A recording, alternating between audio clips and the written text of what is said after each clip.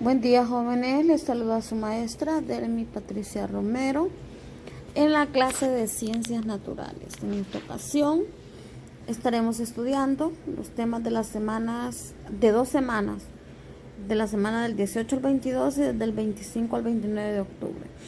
Quiero explicarles, vamos a estudiar los temas de la semana 4 y 5, nos vamos a adelantar una semana más. ¿Por qué? Porque se nos ha informado que a finales de este mes, ¿verdad? Creo que trae 31 días octubre o 30, no sé. A finales de este mes nosotros tenemos que concluir contenidos, porque la primera semana de noviembre usted se sometería a exámenes finales. Entonces, a partir de hoy va a estar bien cargadito de tareas, ¿verdad? Yo voy a dar la explicación de todos los temas, son como 5 lecciones las que vamos a estudiar. Aproximadamente 5 lecciones vamos a estudiar esta semana. Entonces yo voy a disponerme a ir explicando, le voy a ir marcando lo que usted va a ir haciendo. Las tareas las va a entregar el día jueves a más tardar, ¿verdad? Entonces voy a dar inicio. La primera lección es los seres vivos y su organización. Lo primero que vamos a hacer ahí es desarrollar, ¿verdad? Exploremos nuestros conocimientos, y ahí vemos que estaríamos dando inicio a la contestación de la guía número 7. En la exploración de conocimientos nos piden que observemos la ilustración y respondamos en nuestro cuaderno las siguientes interrogantes. La primera es: ¿qué observan las imágenes? Luego, ¿qué es un ser vivo? Luego, ¿cuáles son los organismos que aparecen en las imágenes? ¿Son seres vivos? Justifique su respuesta. Y la última es: ¿cuáles son las características que presenta un ser vivo? Entonces, desde ahí va a iniciar usted a contestar la lección 27, correspondiente a nosotros, ¿verdad? La lección número 7. Entonces, voy a proseguir y voy a dar lectura a la información de dicho tema. Y tenemos aquí activación de nuevos saberes. Lea, analice y comente con sus familiares lo siguiente. Nos plantean una pregunta: ¿qué es un ser vivo? Luego nos dan la respuesta, ¿verdad? Son seres que poseen estructuras complejas, se pueden reproducir, nutrirse y están constituidos por átomos y moléculas que le confieren un sistema de organización, y estos se encuentran en constante relación con el ambiente. Los factores no vivos, llamados abióticos o inertes, son elementos que no cumplen las funciones vitales de un ser vivo. Son elementos del ecosistema sin vida, pero que intervienen en el ecosistema cumpliendo importantes funciones. Por ejemplo, las rocas son un ejemplo de un ser no vivo. La madera, el plástico, el agua, los metales y la temperatura. Ahora, si yo le digo, deme ejemplos de seres vivos, usted imagina el perro, el gato, usted, yo, las plantitas, todo lo que tiene vida, ¿verdad? Ok, la clasificación de los factores no vivos y abióticos o abióticos. Una de las clasificaciones que estos presentan son los factores físicos: la luz solar, la temperatura, la precipitación y el viento. Esos son ejemplos, ¿verdad?, de factores no vivos. Y luego tenemos los químicos, que están el agua, el suelo, el pH y la salinidad. La organización de la vida, ¿verdad? La materia se constituye en diferentes niveles de complejidad creciente que se denominan niveles de organización. Cada nivel proporciona a la materia propiedades que no se encuentran en los niveles inferiores. Para su estudio, los seres se agrupan en abióticos y en bióticos. Los abióticos abarcan la materia inorgánica, no poseen vida, pero intervienen en un ecosistema. Mientras que los bióticos son los organismos vivos que permiten el desarrollo de la vida. Interactúan con otros organismos vivos como la flora y la fauna en un lugar específico. Entonces, el ser biótico, el ser que tiene vida, ¿verdad?, es un organismo vivo que permite el desarrollo de vida en todo lo que es flora y fauna. Tenemos los niveles de organización bióticos. El subatómico Este está constituido por partículas constituyentes del átomo, como los protones, los neutrones y los electrones. Esto ya lo vimos en la clase pasada, ¿verdad? Que son las partes de un átomo. Y luego tenemos el nivel atómico, formado por los átomos, que son partículas más pequeñas de un elemento químico de materia. Posterior tenemos la molecular, formada por las moléculas, que son agrupaciones de dos o más átomos iguales o distintos. Entonces, esto referente al primer tema, que son los seres vivos y su organización. ¿Cuántos niveles de organización tenemos en los seres vivos? Tenemos el nivel subatómico, compuesto por todas las constituyentes que tiene un átomo, que son protones, neutrones y electrones. El segundo nivel es el atómico, formado por todos los átomos y partículas pequeñas de un elemento químico que existe en la materia. Y tenemos el nivel molecular, formado por moléculas o agrupaciones de dos o más átomos. Esos son los tres niveles de energía. Tres niveles de organización abióticos, ¿sí?, que tenemos. Ahora vamos a contestar el final de esta lección, que es la consolidación. ¿Sí? Aquí vamos a contestar las siguientes preguntitas. Y esa sería la primera tarea de la primera lección estudiada.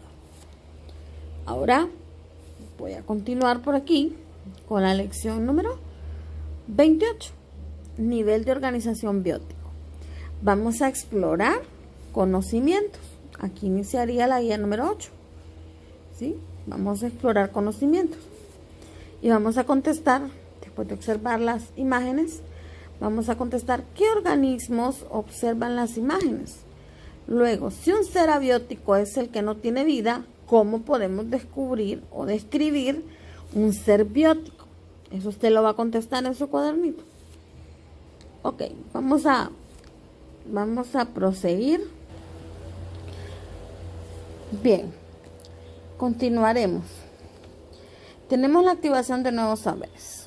¿Qué es un ser biótico? Pues hace referencia a aquello que resulta característico de los organismos vivientes o que mantiene un vínculo con ellos.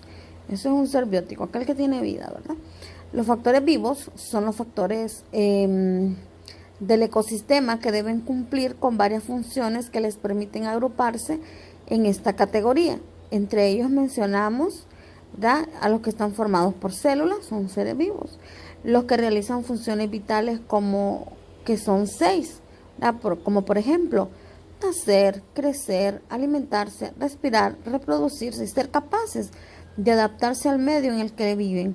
Estos son funciones vitales que debe tener todo ser vivo: nacer, crecer, reproducirse, alimentarse y después, ¿verdad?, al final morimos. Son ejemplos de seres vivos las plantas, los animales, las bacterias, los hongos, los protozoos y las algas. Y aquí podemos ver un ejemplo en esta imagen de todos los niveles, ¿sí? Mira, todo inicia con el nivel subatómico, luego el subatómico lo lleva al atómico, los niveles atómicos lo llevan al nivel molecular, el nivel molecular al nivel subcelular, el nivel subcelular lo lleva al nivel celular. Varios niveles celulares me forman un nivel tisular me forma órganos, varios órganos me forman un sistema, varios sistemas, ¿verdad?, me forman un individuo, varios individuos una población, varias poblaciones me forman una comunidad, varias comunidades me forman un ecosistema y varios ecosistemas me forman una biosfera. Eso usted tiene que aprendérselo de memoria. Ok, vamos ahora con los niveles de organización biológica. El nivel celular. El nivel celular está constituido por las células. Estas son unidades morfológicas y funcionales de todo ser vivo. Las células, al unirse, se especializan realizando determinadas funciones y constituyendo tejidos. Vamos a conocer qué son los tejidos. Los tejidos son un conjunto de células que desempeñan una determinada función. Los tejidos, al agruparse, forman órganos. Vamos a ver qué son los órganos. Los órganos son integrados por la unión de distintos tejidos que producen una determinada función. Esos órganos me van a formar un aparato o sistema, y el aparato o sistema está constituido por un conjunto de órganos que cumplen funciones específicas. Ahora vamos a ver qué es un individuo. Un individuo es el organismo formado por varios aparatos o sistemas. Por ejemplo, nosotros tenemos el sistema reproductor, el sistema respiratorio, el sistema circulatorio, ¿sí? El sistema endocrino, el sistema digestivo, el sistema nervioso y así. Ahora bien, la población, conjunto de individuos de la misma especie que viven en una misma zona. Una población de perros, una población de árboles de Nance, una población de vacas, una población de árboles frutales como el mango, por ejemplo. Eso es una población. Una comunidad es el conjunto de poblaciones que comparten un mismo espacio específico. Por ejemplo, en una comunidad usted puede encontrar poblaciones de perros, de gatos, de vacas y de frutos. También población de personas. El ecosistema son conjunto de comunidades del medio en el que viven, ¿verdad? En el que viven y las relaciones que se establecen entre ellas. Entonces, un ecosistema lo forman varias comunidades. La biosfera es el mayor nivel de organización biológico. La biosfera es la zona de la Tierra donde se desarrolla la vida. Incluyen a los seres vivos, así como los lugares donde viven. Ok, ahora viene, para finalizar la guía 8, ¿verdad? La consolidación de nuevos saberes. ¿Qué me pide? Que con la información anterior, la que acabo de explicar, usted venga y haga lo siguiente. Va a enumerar la organización biológica que poseen los seres vivos. ¿Sí? ¿Cuál es la organización? Ya sabe usted que la organización biológica es esta. Y luego, ¿son seres vivos los virus? ¿Por qué? Usted va a contestar sí o no y por qué. Complete el cuadro escribiendo el nivel de organización de la materia al que pertenece cada uno de los ejemplos. Por ejemplo, el corazón, ¿qué nivel sería? ¿Sí? Sería el nivel... Ay, no miro. El nivel de órganos, ¿verdad? Entonces usted aquí va a poner órganos. Una manada de lobos, ¿qué sería? Una población. La piel, ¿qué sería? Usted va a contestar ahí. Entonces aquí termina, ¿verdad? La lección número 8. ¿Sí? Son las lecciones que usted va a ir haciendo. Ya hemos estudiado 2 lecciones. Nos faltan más. Y voy a continuar. Aquí tenemos la lección 29. La lección 29 me dice que son las características de los seres vivos. Y ahí sería la lección número, mire, 9. Usted va a empezar a contestar la exploración de conocimientos. ¿Y qué le piden ahí? Que conteste las siguientes preguntitas. ¿Qué es una característica? Menciona una característica de un ser vivo. ¿Qué características puede identificar en los seres vivos que están en las imágenes? Entonces usted va a observar la imagen, ¿verdad? Ahí va a iniciar su lección número 9. Ok. Vamos a seguir. Va a analizar, va a leer y va a comentar con su familia lo siguiente. Características de los seres vivos. Número 1, la estructura y la organización. Los seres vivos están constituidos por células, estas a su vez por tejidos, los cuales se unen y forman órganos, y los órganos forman sistemas, y los sistemas en conjunto forman un organismo que posee las capacidades de realizar funciones específicas. Entonces, una de las principales características de los seres vivos es la estructura y la organización que ellos tienen. Ellos están constituidos por células y esas células me forman tejidos, los cuales después me forman órganos, los órganos me forman sistemas, los sistemas me forman un conjunto de sistemas para llegar a formar un individuo o un organismo. Ahora vamos a hablar del metabolismo. El metabolismo es el proceso referido al conjunto de reacciones químicas que se realizan en el interior de los organismos. Este proceso ocurre a través de las vías de catabolismo y anabolismo. El metabolismo, jóvenes, es aquel sistema que regula todo el alimento que llega a nuestro cuerpo.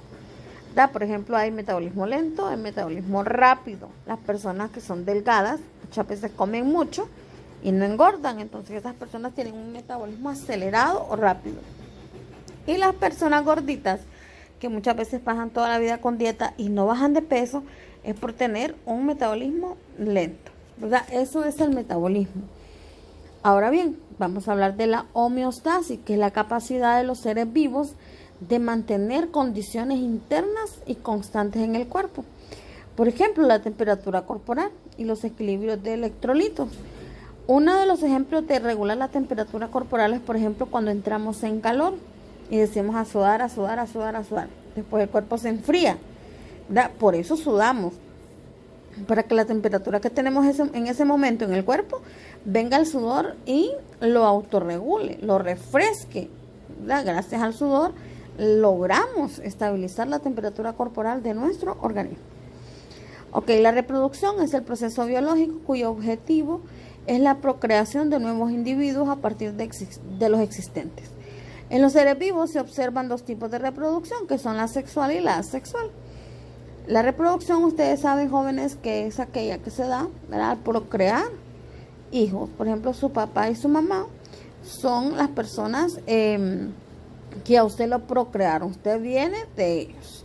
Esa es una reproducción sexual. La asexual es cuando solamente un organismo participa. Bien, el crecimiento son las características referidas al aumento de tamaño celular y del número de células o ambas. Por ejemplo, nosotros crecemos, aumentamos de tamaño, nuestro cabello crece, nuestras uñas crecen, etcétera. La irritabilidad es la capacidad de los organismos de responder a estímulos, cambios físicos y químicos del medio. Por ejemplo, a veces nos irritamos porque alguien viene y nos coloca una luz, con un foco, por ejemplo, directo a nuestra vista, y nosotros nos irritamos. Entonces lo que hacemos es cerrar los ojos. Nos irritamos. Otro ejemplo sería cuando alguien arrastra un pupitre, da una silla en el aula y aquello suena horrible, entonces usted viene y se tapa los oídos. Eso es una forma de mostrar la irritabilidad. O sea, la irritabilidad es aquello que nos molesta.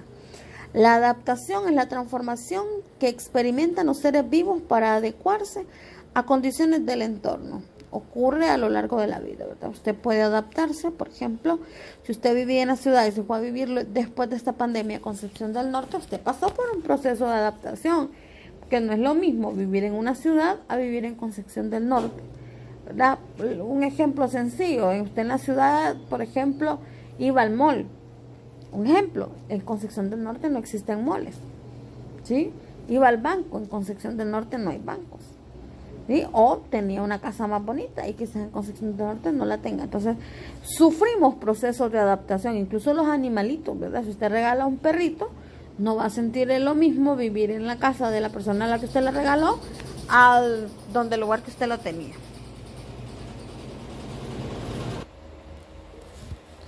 Bien, seguimos con los bioelementos y biomoléculas. Los organismos vivos están constituidos por elementos químicos que existen alrededor de 70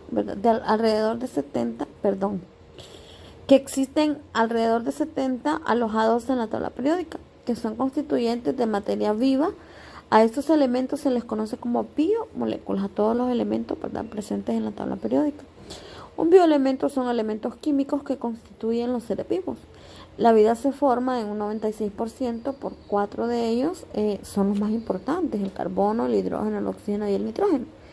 De estos elementos, el carbono es el más representativo de la tabla de la materia viva, por la capacidad que posee para combinarse con otros elementos. Tenemos la clasificación de los bioelementos. En este caso, tenemos los elementos primarios, que son los elementos mayoritarios de la materia viva. Por ejemplo, tenemos al carbono, el hidrógeno, el oxígeno, el nitrógeno, ¿sí?, el azufre y el fósforo. Los secundarios se encuentran en menor proporción, en un 4.5%. La masa total del organismo, por ejemplo, el calcio, el magnesio, el cloro y el sodio. Y posteriormente tenemos los oligoelementos presentes en pequeñas cantidades en los seres vivos. Entre ellos tenemos el manganeso, el hierro, el cobalto, el cobre y el zinc. Esos son los elementos oligoelementos, ¿verdad?, los más pequeños representativamente en nosotros los seres vivos. Bien, las biomoléculas son compuestos químicos de materia viva. Se clasifican en inorgánicas, presentes en materia inerte. Las orgánicas, que están presentes en todos los seres vivos. Las biomoléculas orgánicas son los carbohidratos, las proteínas, los lípidos, las grasas y los ácidos nucleicos. Esas son las biomoléculas orgánicas. Y las biomoléculas inorgánicas son agua, los gases, como por ejemplo el dióxido de carbono, el ozono y el nitrógeno. Estas son sales minerales, ¿verdad? Como el cloruro de sodio. Los carbohidratos son fuente principal de energía para los seres vivos y se les conoce a su vez con el nombre de hidratos de carbono o glúcidos. La energía que liberan estas moléculas es aprovechada por los seres vivos para la realización de funciones metabólicas. Nosotros, por ejemplo, consumimos a diario un sinfín de carbohidratos, ¿verdad? Los carbohidratos los consumimos en los azúcares, en los trigos, en las harinas, ¿verdad? En todo eso consumimos nosotros carbohidratos. Son fuentes energéticas para nosotros que pueden ser muy buenas, pero también muy malas, porque el exceso de carbohidratos, en nuestro organismo nos puede conllevar a enfermedades como la diabetes. La importancia de los seres vivos y los no vivos en el ambiente. El ambiente juega un papel fundamental para los seres vivos. Constituyen su hábitat la suma de todos los factores ambientales que están determinados por los factores no vivos o inertes. Estos determinan adaptaciones por factores no vivos o inertes y determinan adaptaciones, variedad y distribución de los seres bióticos. Entonces, tanto los seres vivos y no vivos son indispensables en el ambiente en el cual nosotros vivimos. Viene la consolidación de nuevos saberes. Usted va a contestar lo siguiente, ¿sí? Ahí le pide que con la información anterior realice en un cuaderno las siguientes actividades. Número 1, va a elaborar un mapa conceptual sobre las características de los seres vivos. Después va a elaborar un trifolio, ¿sí? Aquí le marco un trifolio sobre los bioelementos. Y al final va a contestar qué son las biomoléculas y cómo se clasifican. Así que esto también es tarea. No lo dejemos desapercibido. Ahora vamos a hablar de los fosfolípidos. Los fosfolípidos son componentes primarios de las membranas celulares. Por ejemplo, la lecticina es un fosfolípido. Los esteroides son las hormonas sintetizadas a partir del colesterol.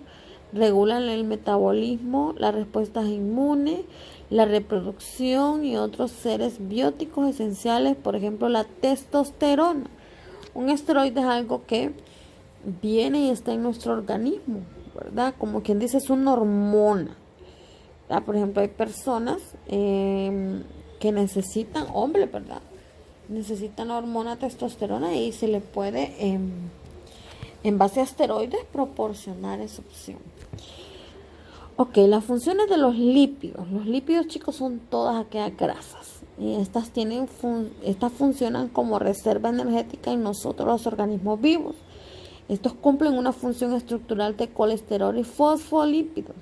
Son termorreguladores y presentan calor. Entonces los lípidos los encontramos en todas esas frituras que nosotros consumimos y también en los aderezos, en los chocolates, en todo lo grasoso. Ácidos nucleicos son un grupo de moléculas en las que se incluye el ADN. Así, el ADN significa ácido desoxirribonucleico y el ARN, que es el ácido ribonucleico. Estos están presentes en todas las células del organismo, ¿verdad? Y después, al finalizar, tenemos los ácidos nucleicos que cumplen dos funciones. Una de ellas es transmitir las características hereditarias de una generación a la siguiente. Como quien dice, las características de padres a hijos. Y también hacen la síntesis de proteínas específicas. Y aquí podemos ver un ejemplo de lo que es el ADN.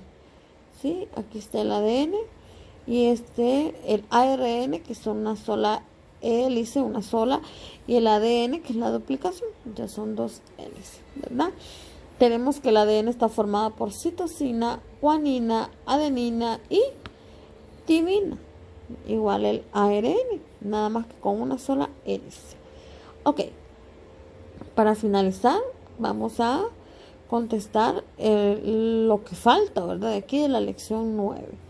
Entonces vamos a disponernos a contestar la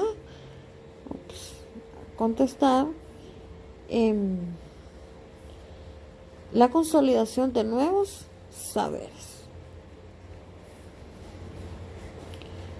Y vamos a, voy a encerrarles aquí, que esto también se hace, esto es perteneciente a la lección 9. Aquí no es lección 10 porque la 10 ni sé qué, entonces aquí sería, con la información anterior, ¿qué va a hacer? Elaborar un resumen sobre la clasificación y función de los lípidos. Número 2, contestar qué son los ácidos nucleicos. Número 3, cuáles son las funciones de los ácidos nucleicos. Y al final va a elaborar una lista de alimentos que ingiere que contengan lípidos. Yo creo que ya les di la pista de qué era. Entonces ya saben. Y voy a cortar aquí y voy a hacer otro video para explicarles los siguientes temas acerca de la célula. O sigo acá. Vamos a seguir acá mejor, para que no se me confundan. Entonces, bien, ya hemos estudiado aproximadamente 3 lecciones. Ahora vamos con la célula. La célula. Bueno, lo primero que usted va a hacer es contestarme lo siguiente. De ahí aquí empieza la tarea número 10. Aquí nos piden que observemos la ilustración y que después respondamos en el cuaderno las siguientes preguntas. Número 1, ¿qué observa en la imagen? Número 2, ¿qué es la célula? Y número 3, ¿cuáles son las partes fundamentales de la célula? Vamos a leer un poquito. ¿Qué es una célula? La célula constituye la forma más pequeña y simple de organización biológica, es decir, la estructura ordenada y viviente más pequeña que se conoce. La mayoría de los virus son más pequeños que una célula, pero existen discrepancias entre los científicos respecto a su origen y a si son o no seres vivientes. Yo les podría decir en palabras cortas, ¿verdad?, que la célula es la unidad pequeña dotada de vida propia. Vamos a leer otro concepto. La célula es la unidad anatómica, funcional y estructural de todo ser vivo. Ello significa que es la estructura más pequeña que podría sobrevivir por sí misma en el medio. Es lo que yo les dije anteriormente. Todos los organismos están constituidos por células. Tanto las células animales como vegetales, ¿verdad?, son organismos eucariotas. Las células poseen un núcleo definido y rodeado por membranas que la aíslan del citoplasma. Las partes principales de la célula. La célula vegetal, como los animales, poseen una estructura común, tienen un núcleo y un citoplasma que se encuentran rodeados por membrana celular que definen sus límites, así como una pared celular que rodea las células vegetales. La membrana celular es una fina estructura laminar formada principalmente por lípidos y proteínas que separa el contenido del medio exterior de la célula, regulando el paso de sustancias a través de ella, lo que le permite funcionar como barrera semipermeable. Aquí tenemos el ejemplo de una célula vegetal. Esta es la membrana celular de la que estamos hablando. Este es el núcleo, que sería como el corazón de la célula. El citoplasma es la sustancia viscosa, ¿verdad? Aquí vamos a leer. Citoplasma es la parte delimitada entre membrana y núcleo. En él se localizan los organelos celulares, todo lo que hay dentro de la célula, el citoplasma y núcleo. Esto recibe el nombre de protoplasma. El citoplasma es como un líquido viscoso en donde se fijan cada organelo de la célula. Ok, el núcleo es la parte central de la célula y es el que se encuentra en las estructuras, en él se encuentran las estructuras portadoras de los caracteres hereditarios. El tamaño de las células puede variar enormemente. Algunas pueden ser prácticamente visibles a simple vista, aunque la gran mayoría de ellas son microscópicas, es decir, solo pueden ser vistas utilizando un microscopio.